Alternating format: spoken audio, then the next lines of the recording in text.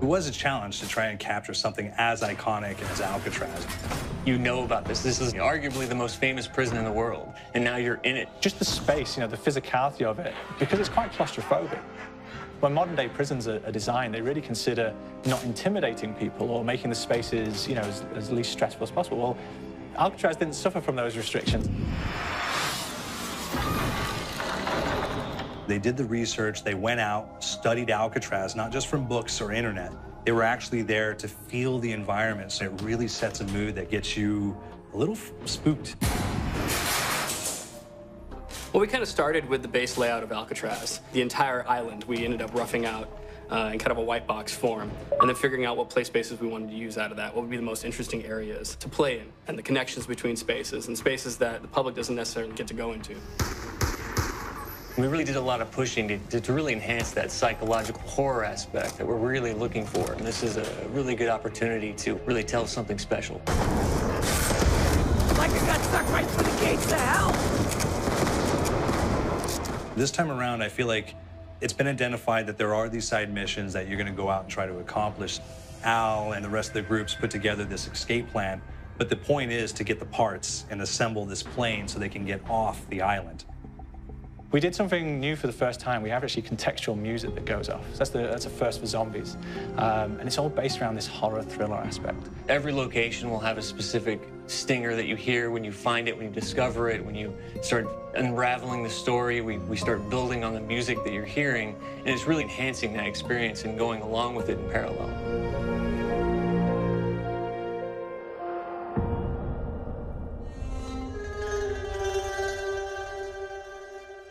Because we wanted to embrace this kind of horror thriller element, we wanted character actors, guys who could really embody someone and then convey emotion. So that's why we went for guys like Ray Liotta, getting in that kind of guy, we wanted the frantic nature. So he plays a character called Billy Handsome, who's this kind of psychopath who would be employed by the mob to kill people in interesting ways. Chaz Palminteri, he plays a guy called Sal DeLuca, an old mob boss. Michael Madsen playing Finn O'Leary. He's kind of worked himself from the floor, from the streets. He's got his hands dirty in the blood and the guts a couple of times. And then we had Joe Pantoliano, and he plays Arthur Arlington, who's nicknamed the Weasel. Those guys, they bring a quality and a subtlety and timing that you can't really identify or try to recreate. Bring it on! Dirtbags! You start off in the afterlife mode, and that's just going to be what's going on. You're going to try to solve the mystery from the second you start. Afterlife, to me, brings a new element, like a new puzzle element. It forces me to think a little bit more or look for the clues or kind of think of zombies on a slightly deeper level. You see clues throughout the map that tell you, ooh, perhaps if I'm in the afterlife, I can interact with this object, or there's some puzzle going on here that I need to be in the afterlife. Back east, I whacked a dirty dentist with one of these. Took forever, too. Alcatraz has a Civil War kind of fort background before it turned into a penitentiary. And so we had this kind of backstory, the idea that the warden would have collected Civil War weaponry. One of them is a blundergat. It's a fictional weapon, but the idea of the combination between a blunderbuss and a Gatling gun. And possibly, there might be a way of upgrading it to a more fantastical weapon that the players may find.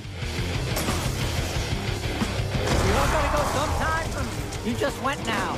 There's one main zombie, one big zombie that's going to come through and wreak havoc on your life.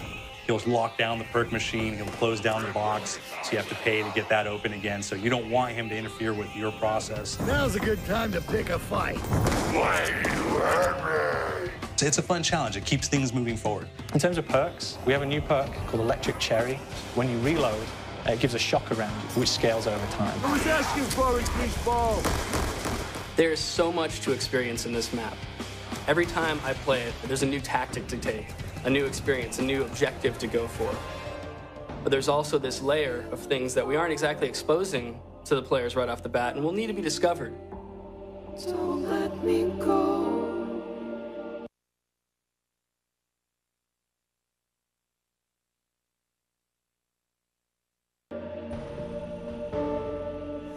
Is it the calling we hear? We got the undead.